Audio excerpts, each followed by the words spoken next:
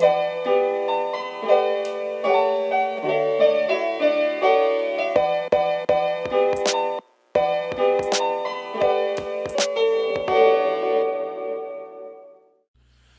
what interests me as a gamer? Well, I can remember ever since I was little, I always liked games that would let you do any type of customization to your character. So now that I've gotten older and I play more games, I like to do the RPG customization, like the way they do it in Dragon Nest and Blade and Soul. Although I don't play Dragon Nest anymore, I have moved on to games that do have a lot of character customization. And I also like games that let you build stuff in it, like Minecraft. I played that when I was younger. Although I don't play it anymore, I still play games that let you do that builder aspect, like Gary's Mod. And the best thing about building something is when you're finished, you look at it and you're just like, this looks beautiful. But what's also good about it is you're never done. And I think that's like how most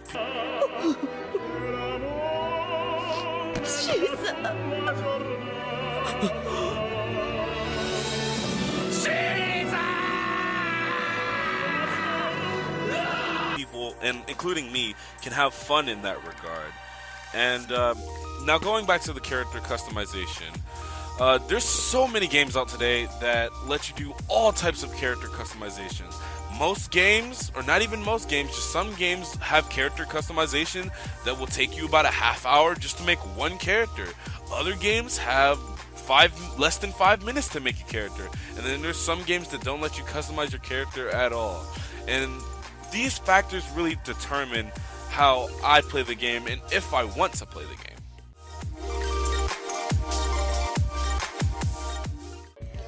I've never really looked at a game for graphics, but I always thought if a game could do good in the graphics department, then it's more appealing to me, even though it's not what I'm looking for when I go search up a game on the internet.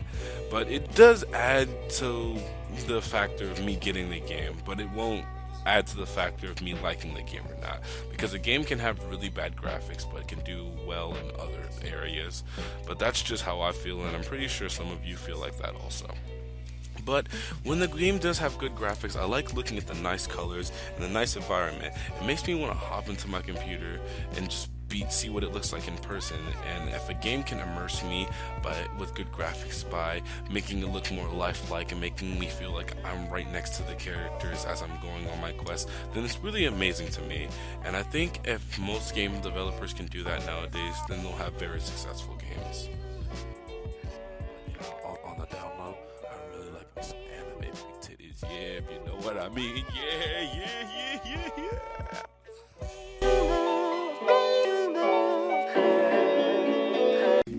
Alright, moving on to gameplay. Gameplay can make or break a game as a whole for me. And if the game has bad gameplay, then I refuse to play it. I don't care how good any of the other features are, because if the game has bad gameplay, then it's unbearably bad for me to play it. Because I can't enjoy the story or enjoy the music if I can't even move my character around in the right way. But having bad gameplay can resolve itself with a sequel where all the past gameplay features are fixed. A prime example of this is the Nier and the Nier Automata series. And look at the way it went from having bad gameplay but good music, good story, and all the rest to having the fixed gameplay and adding so much more to it. And personally, to me, I think that's become one of the top games of 2017, but that's just my opinion. But then you have games that will release sequels where the broken gameplay features aren't fixed, or the good gameplay features are switched out for even worse ones. And another bad thing is other game franchises that will copy another one, and it's even worse if they're copying bad gameplay features to begin with. And personally, to me, I just think that's really bad. But if you have good gameplay,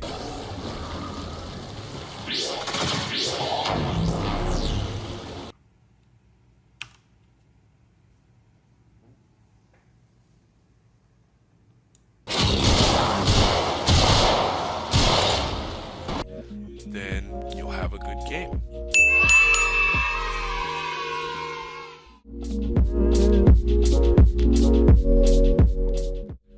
Alright, this is going to be one of the shorter tabs, but I'm just going to briefly cover the community. Alright, so let me reroll you guys. We have three types of communities. Number one, the positive community. The positive community is the best out of the three because it has the least amount of cancer out of the three. Two, the mixed community. Mixed community has good and bad. It has cancer, but it also has helpful people, which isn't that bad. Then, number three. Oh my god, number three. The toxic community. The toxic community is the worst out of the three because toxic people are the worst to talk to and they're the least helpful. And if you have a toxic community, then they'll come and attack people who aren't inside the game, and it'll make those people not want to come play the game. And it's just really bad when you have a community that's like that. And it's sad because the game won't even be bad, but since a lot of toxic people play it, the community will become toxic and the game can't grow as a whole.